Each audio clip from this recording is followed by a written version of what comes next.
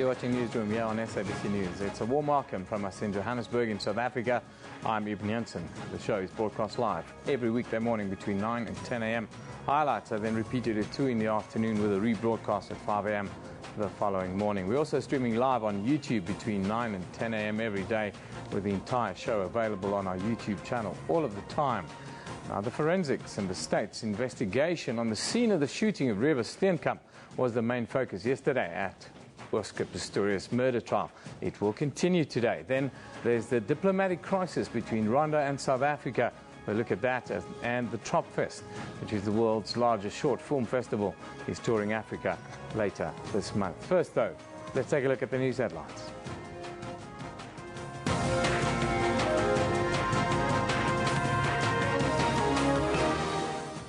The search for 3 children who went missing on Monday after allegedly being swept away during heavy rains in Mamelodi, east of Pretoria, continues. They're searching a tunnel and a nearby stream. The children were last seen after they came back from school. It's alleged they played inside the drainage system. The cross-examination of police forensic analyst Colonel Johannes Vermeulen will continue when the Oscar Pistorius murder trial resumes in the North Gauteng High Court in Pretoria this morning. Vermeulen is the 12th state witness to give evidence out of a possible 107. The toilet door from the home of Pistorius and the cricket bat will remain center stage during cross-examination. It's expected that the prosecution will call a ballistic expert after Vermeulen steps down to testify about the trajectory of the bullets that were fired through the door.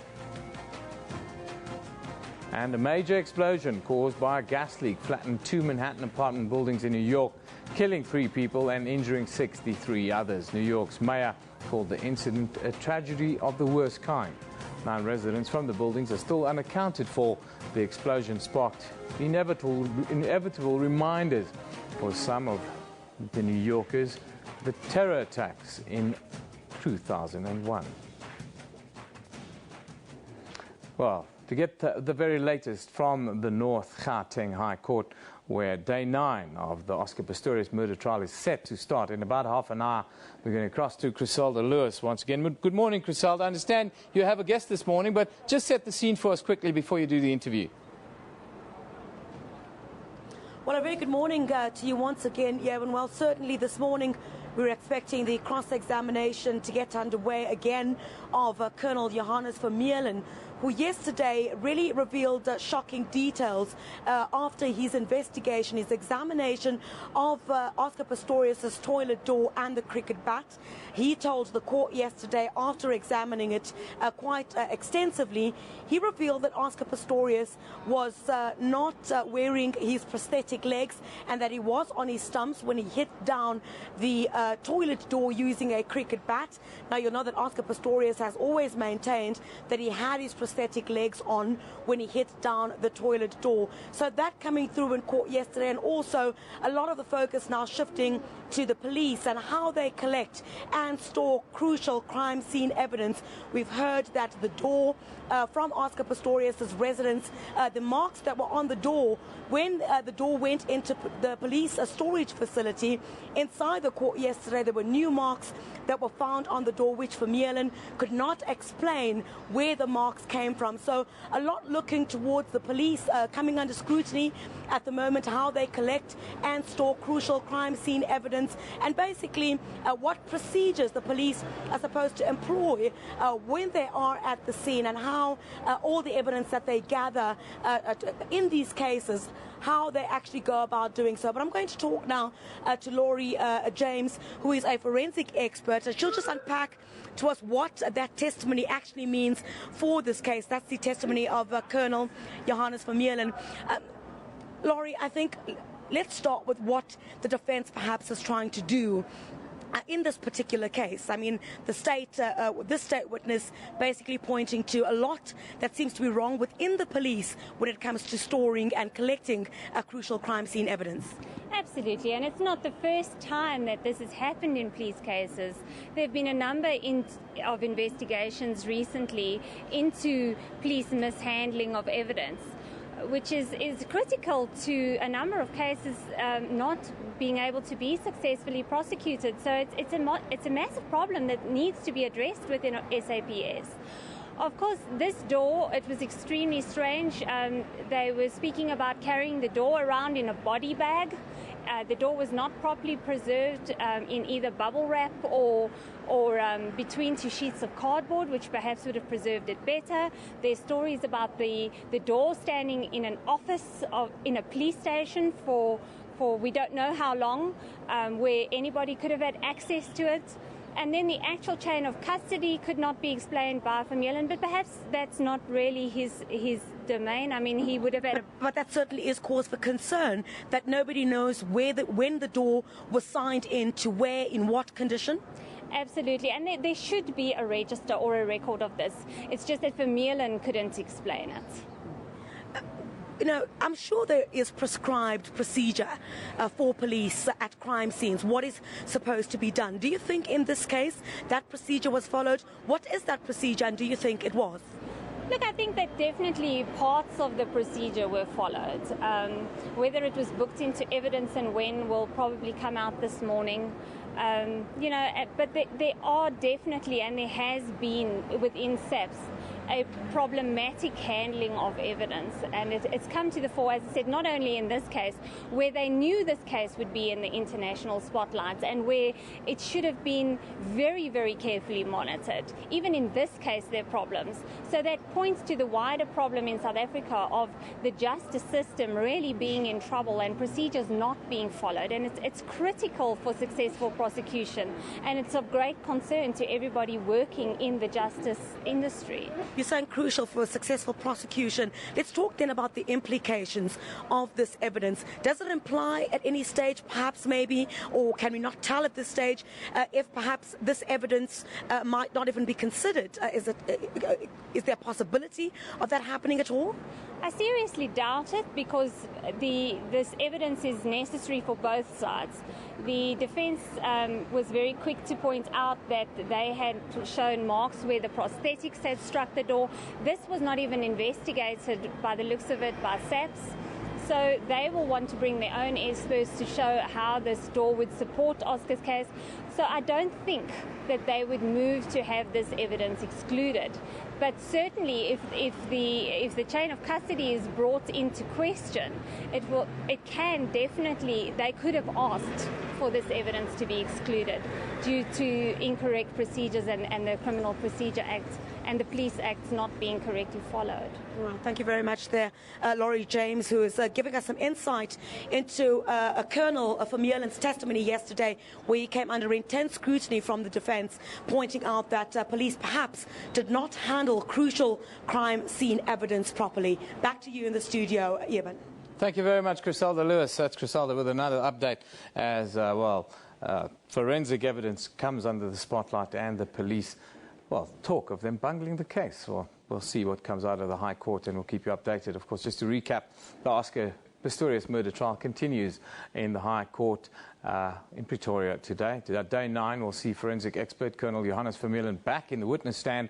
Pistorius is facing a murder charge for killing his model girlfriend Reeva Steenkamp on Valentine's Day last year. Yesterday, the forensic expert disputed Pistorius' claim that he was wearing his prosthetic legs when he broke down a locked door to reach Steenkamp. Vermeulen is the first policeman to take the stand since Pistorius went on trial last week. He has pleaded not guilty. Now, for the last 2 weeks, we've been engulfed in the Oscar Pistorius murder trial. Questions have been asked about our society, how we respond to violence, especially against women, with all the focus on the murder trial on a local girl from Port Elizabeth. Could this case not be opening doors to debate about the violence, or the levels against violence, of violence against women worldwide? We are joined by Professor Sheila Meintjes from Wits Department of Political Studies this morning. Good morning. Thank you for joining us. Good morning. We all seem to be consumed by the sensation of this case, but the reality is that every day women die at the hands of their partners. Is this a growing worldwide problem, and where do we rank as South Africa? Well, in terms of the world's femicide, what we call it, when women are murdered, Whether it's growing or not is questionable. I think that what is happening is that there's much greater awareness, and so these figures are now being kept and monitored and tracked in significant ways. In terms of South Africa's position in the world scale, as it were, I'm sorry to say that we are pretty much up there with the worst countries in the world.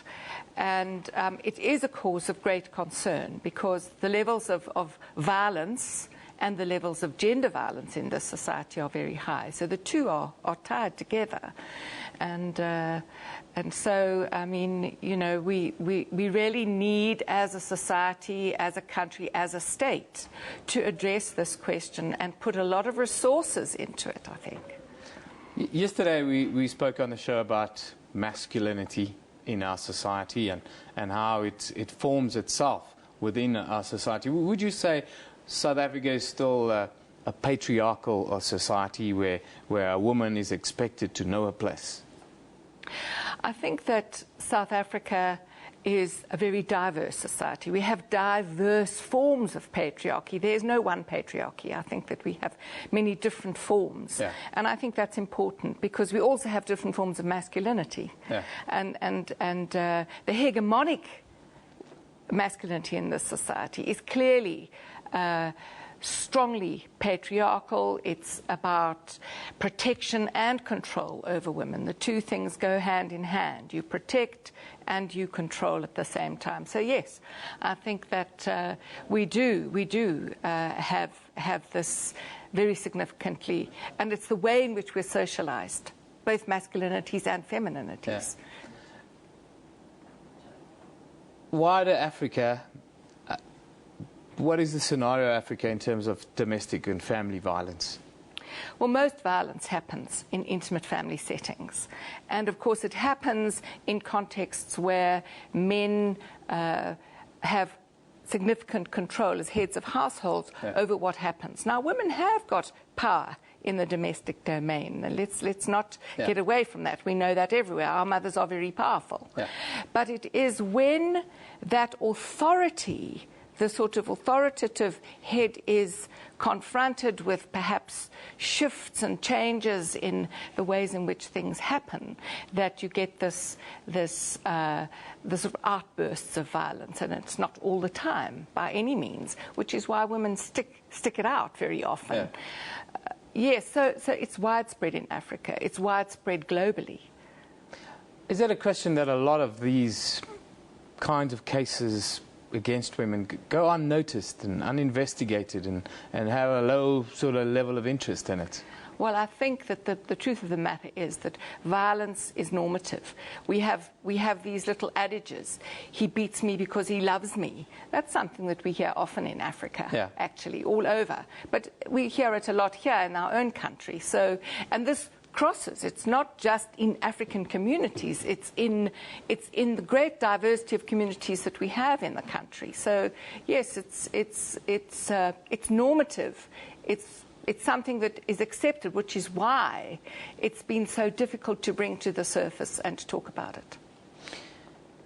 It's almost like it's a little bit of a norm in societies. How do you combat this then going forward, and what kind of role can a case like this play in that combat? Well, I think that the important discussions that you're having every morning are important in raising these concerns. That's what we need. We need much, much more discussion in the society about the fact that it's wrong. It's against our Constitution.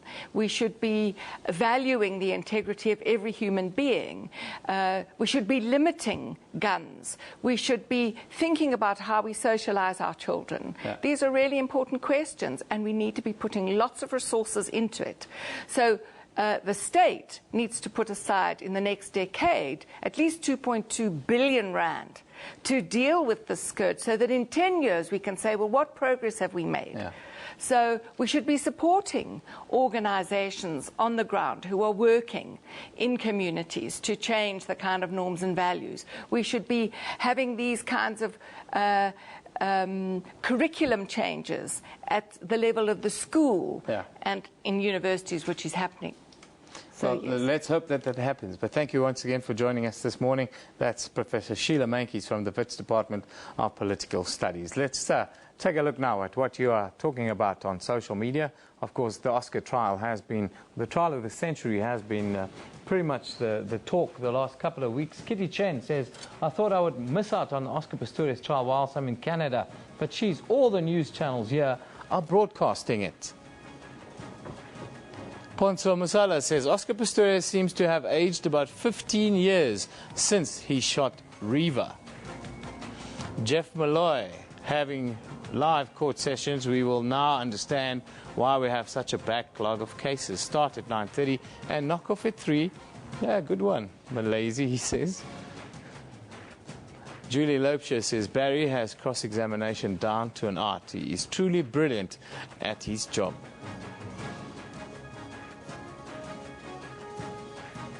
No, those are just some of your thoughts. But before we pay the bills, let's just take a quick look at what's on our Facebook page. And, well, I can tell you, the city of New York was rocked by a huge gas explosion late yesterday. A gas leak is now being blamed for the blast. 3 people are confirmed dead, but the death toll is expected to rise. More than 60 people have been injured, with 9 unaccounted for at the moment. The East Harlem explosion shattered windows a block away, cast a plume of smoke over the skyline and sent people running into the streets. Those are just some. That's, well, on our Facebook page. You can watch the entire clip and you can post some of your comments and tell us what you think. There you have it. That's our page that's up and running at the moment. It's, of course, Newsroom on Facebook. You can go there. You can get all the latest updates on the Pistorius case. And, of course, we'll be talking about the world's largest short film festival a little bit later, known as the Tropfest. That's also up. And, of course, if you want to interact with us on Twitter, it's at SABC Newsroom. That's where we live. After a short break, we'll look at the diplomatic crisis simmering between South Africa and Rwanda. That'll be interesting, but don't go away. This is Newsroom on SABC News.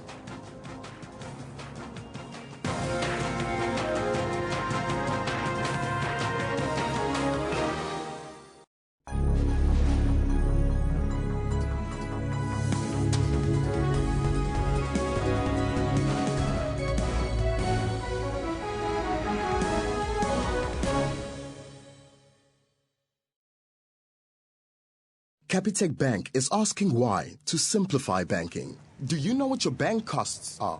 I don't know, but I know it's too much. 65 rand?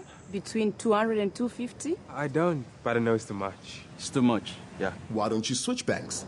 Switch! Yeah, way too much of a hassle, my man. We help 100,000 people open accounts at Capitec Bank every month. If you haven't joined us yet, ask why. Good day and welcome to yet another evening of Afro Showbiz News. This show is here to bring you all things art and entertainment. South African film Of Good Report has opened at the London Film Festival. The film caused much controversy in South Africa when it was banned at the Durban International Festival in July. The International Comics Festival was held in Algeria for the first time this week. The event saw illustrators from all over the world come together in the capital of Algiers. Ghana pays tribute to poet Kofi Awonu, killed in the Nairobi mall attack. That's Afro Showbiz News, Saturdays 7:30 p.m. on SABC News.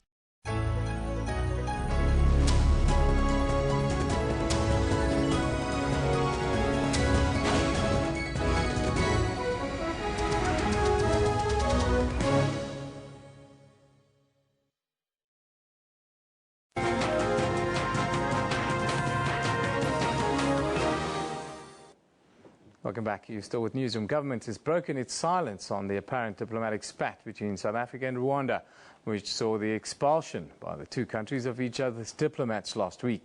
Justice Minister Jeff Radebe issued a strong warning to foreign nationals involved in criminal activities on South African soil. And now, South Africa's fallout with Rwanda is Pretoria's greatest diplomatic crisis, they say, in many years. Pretoria threw out 3 Rwandan diplomats and 1 Burundian diplomat this week, accusing them of involvement in the 3rd assassination attempt on dissident former Rwandan Army Chief General Faustin Kayumba Nyamwasa That was in Johannesburg last week. Rwanda retaliated by expelling 6 South African diplomats. South African officials said the evidence against the accused was solid. Now, we are joined by a research associate at the South African Institute of International Affairs, Mr. Tom Wheeler. Good morning. Thank you for joining us. Thank you, Eben. It's quite an interesting dynamic that's played out over the last couple of weeks. How do you read it? Well, I think that because of problems in Rwanda, where these people that have now been targeted fell out with President Paul Kagame, they sought asylum in South Africa. They came here several years ago and have been living here, and now since 2010 there have been attempts to deal with them by agents of the Rwandan government, whether they are diplomats or anybody else, that somehow the Rwandan government want to get rid of them and take revenge. When they came to South Africa, they created a political party which is in opposition to Kagame's party. So, you know, this all added to the problem. And so we've had these incidents over a period of time. What do you make of South Africa's intervention, both ethically and politically? Well, you know, when you have somebody found strangled in a public place, in a hotel room on New Year's Day, you can't just ignore this and pretend it never happened. Something's got to be done. And then when they apparently became aware that there was an attempt on the hit on the former head of the Rwandan army in his home, obviously something had to be done. And he was spirited away to a safe house or something of that nature. And for the second time, the assassination attempt failed. Yeah. But now you don't just let that pass. Something's got to be done. And according to the South African version, the people that were expelled were responsible for this. Whether they were physically responsible or controlling it from a distance, we don't know. But this means that they have taken action, and that is the maximum action they can take. They can't arrest these people as diplomats. I want to talk about Rwanda specifically and sort of shift the focus onto Rwanda, because is there a growing sense in Africa that Rwanda is becoming more and more of a rogue state, as it were? They're involved in some of the conflicts in Rwanda. Some say they're involved in some of the conflicts on the East African side of things. What's your take on that? Well, there have been allegations that Rwanda has been supporting the M23, which is one of the rebel movements in the Eastern Democratic Republic of the Congo, where there are South African troops, peacekeeping troops, have been there for quite a number of years. But more recently, there has been this reaction force from SADC, which includes South African, Malawian, and Tanzanian troops, who are actually become engaged in fighting the M23 and have apparently quite dealt with them, paralyzed them. But the Rwandans, of course, deny that they have been involved in supporting the M23. But again, you know, how can you prove this one way or the other? The relationship between the two countries, South Africa and Rwanda, how do you see this play out diplomatically over the next couple of weeks? Yeah.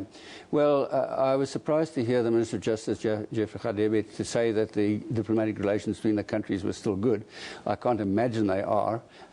When you kick people's diplomats out from both sides, how can the relations be good? Yeah. So I suppose a little bit of rebuilding will have to be done if this is going to be changed. But I don't see that it's going to happen very quickly, that this problem between the two countries is going to exist for a while. And as far as I'm concerned, I don't think the relations are that critical anyway.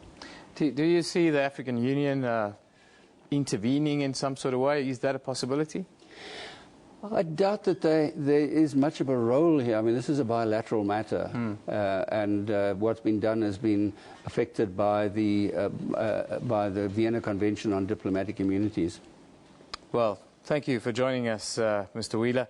That's Tom Wheeler, who is a research associate at the South African Institute of International Affairs, giving us a bit of insight into South Africa's fallout with Rwanda and the diplomatic crisis that has developed because of that. Now, The world's largest short film festival is in South Africa. Our producer, Katrine Milan, is standing by with more on this story. Katrine. Well, thank you and welcome to the show from my side. Now, Tropfest, the world's largest short film festival, is touring Africa this month. The festival, which had humble beginnings in a local cafe in Sydney, Australia 2 decades ago, and has since grown to become Australia's most prestigious and the world's largest short film festival to date. Now, today in studio, we are joined by the managing director of Tropfest, Michael Laverty, who will tell us a bit more about this festival. Welcome. Thank you very much for having me. Let's start off, short films. Do people still watch short films? Oh, in our experiences, absolutely. I guess short film all filmmakers start with short films. If we go back to Steven Spielberg, I think he made about 60 films before he was 18, all short films. People watch them? Well, yeah, we have 150,000 people in parks around Australia come to watch our short films. We have 20 million views of our channel, our YouTube channel, and our Tropfest channel on YouTube. So short film is where it's at, and of course short form content is what happens across all our digital and our social media channels. It's quite easy to put it on digital channels like YouTube and everything. Can you tell us a bit more about the production process that goes into like a short film? Sure. So for I'll talk to our festival first. Our festival, to enter the festival, your film has to be under 7 minutes. It must include what we call a Tropfest signature item that changes every year, and your film can never be seen in public. Now, what we look for is we're not looking for massive production values. It's more about what the story is and the great idea behind the story. And then, of course, we bring in the actors. It's not about huge production budgets. We've had films win Tropfest with, $50. So it's, again, goes back to that point of what Tropfest does it creates an environment and a platform for emerging filmmakers to tell their stories. Could you tell us a bit more about the success stories? Because I see a lot of famous faces attending like these events. Can you tell us a bit more about that? So our festival has gone for 23 years, and we've had the tremendous support of the international film industry. We've had amazing guests like Jeffrey Rush and Kate Blanchett and Toni Collette and Russell Crowe all visit us, and actually they are the judges on the night of the festival. So no one's ever seen the films. We screen 16 films on the night, and we have celebrity judges who then judge the films, and then they will announce and give the awards out. And it's a massive undertaking. It sounds so amazing. And now you guys are touring Africa. Can you tell us a bit more about that? Sure. So firstly, here in South Africa, as part of an outreach from the Australian High Commission, and partnering with Ster-Kinekor and Cinema Nova, we will be going to Cape Town, Port Elizabeth, and Johannesburg and Pretoria with free screenings of Tropfest. And the idea is to show our stories and hopefully encourage filmmakers to enter our festival. Why Africa? Well, down the line, I trust and we hope our festival director, John Paulson, we would love to set up Tropfest Africa because the world needs to see African filmmakers telling their stories. I see here we have one of the movies, it's called Bamboozled, right? Yeah, this won the festival in December 2013. Yes. Fantastic film, a bit controversial, but a great story. Now, just before we end, can you just recap exactly when and where these screenings will take place and how can people become part of it? Sure. So you've got to book on Ticketline through the Ster-Kinekor channel. Well, I don't know what quite that is. Sunday 16th, Cape Town at the V&A. Monday 17th at the Bridge in PE. And then Rosebank on the Tuesday. Michael, thank you so much for joining us today. And more on Tropfest is available on our new Facebook page, and we also keep you up to date on Twitter at SABC Newsroom. Back to you, Eben. Well, thanks, Katrina. Let's take a quick look at what you're talking about on social media, talking about the Facebook page and of course, our Twitter page as well, where you've been interacting with us all along. Isolde Dietrich says, I strongly dissuade anyone from driving in the rain. You might just be swallowed by a puddle that turns out to be a huge pothole. Gala Rousset says, this rain, my cat came running into the house off the road and disappeared underwater into a newly formed pothole. I died laughing. Robin M says, finally all these big fancy mummy vehicles in Johannesburg are being used for the correct purpose, he says. Yeah, that's funny. And then we've got a picture of a road that completely, well, turned into a river. So that's by JPSA, Justice Project South Africa. The road between Falvata and Alice Russ. Well, that is, those are some of the pictures, so some of your commentary coming through. Now, court, the 9th day, is in session and underway, as you can see behind me. Let's go straight into the North Gauteng High Court for the Oscar Pistorius murder trial. Mark that accordingly. Thank you.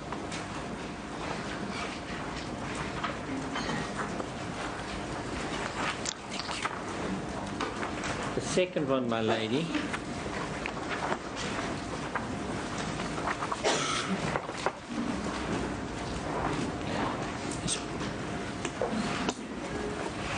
Also coming from Colonel